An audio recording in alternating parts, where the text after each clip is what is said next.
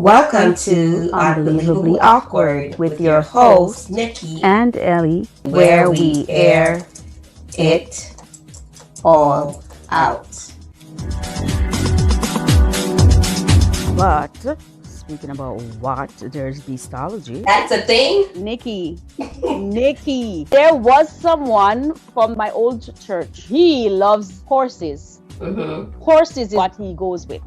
Horses. And so wait a minute, we're Nikki. not talking about a rumor, we're talking about something that has been confirmed by the actual person to say, yes, I have a relationship with horses. Yes, he got an STD, he got AIDS, and then he realized all of that. That's when, I don't know from when, because he was going with man, woman, horse, everything. And then he realized what it was. So he went to Jamaica. He got a whole lot of women and men infected. Okay. And then outed himself and killed himself. Oh, wow. And that's when he exposed that he was with horse.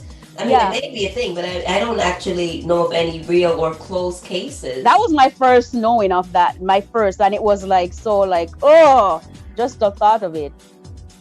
Horse. I'm just finding out now that it's a thing, I thought it was one of those fairy tale things. We'll be surprised how big a thing it is, actually, especially in the United States. United States people love to explore, the United States. Oh gosh, don't start saying that now.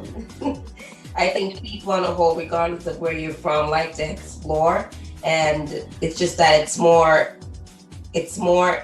not acceptable, but the freedom to do what you want to do, it's more out as opposed to this taboo or restriction where it's hidden. So no one can say that it's happening more in a certain society as opposed to another when there are restrictions and also allowances. You see what I'm saying? Because those factors kind of play into whether how I'm going to show it or I'm going to hide it. Right. Yeah. I don't know. I think growing up in Jamaica, where we're heavily church-minded, or a lot of our teachings are based on fears. I myself was close-minded, so a lot of things I was very uncomfortable talking about. Like in high school, talking about sex in high school was, oh no, I can't talk about that, Yeah.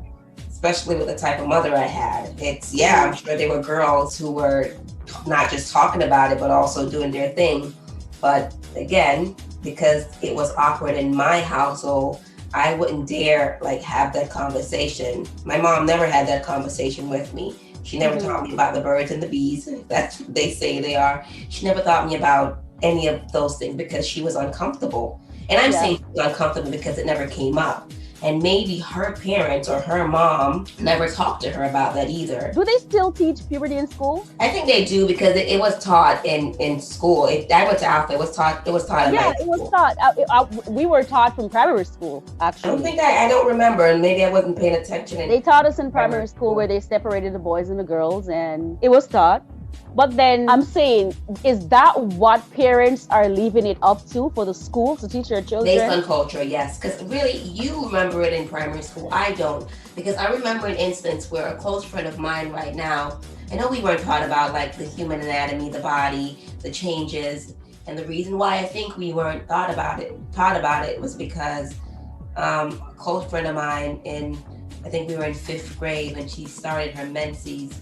And I guess the rumor got out and she was scorned, she was looked down on.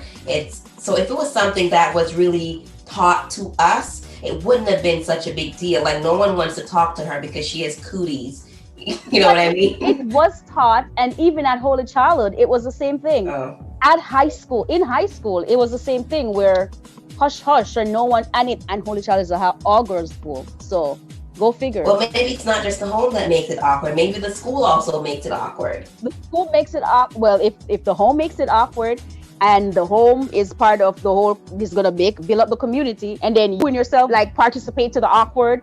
So everyone is let's stay silent, and it becomes the norm. Perhaps. But even with, like I said, with my mom, I don't think her mom had an opportunity to talk to her about certain things. And can I say that it was awkward for her mom? I can't, because then there are other factors of her mom having 12 children. So it could be a time factor. Like, I don't have the time, I have to go out there, I have to hustle, I have to do this. So I can't really sit you down and talk about these things. It's hard to say what it was from her mom perspective, but I know from just me and my mom, we never had that conversation, because I'm pretty sure it was an uncomfortable conversation for her to have. Even now as an adult. Well, my mom, when we have the conversation was when my menstruation came.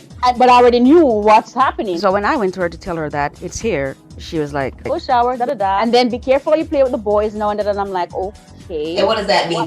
What does that have to do with me playing with boys? Huh?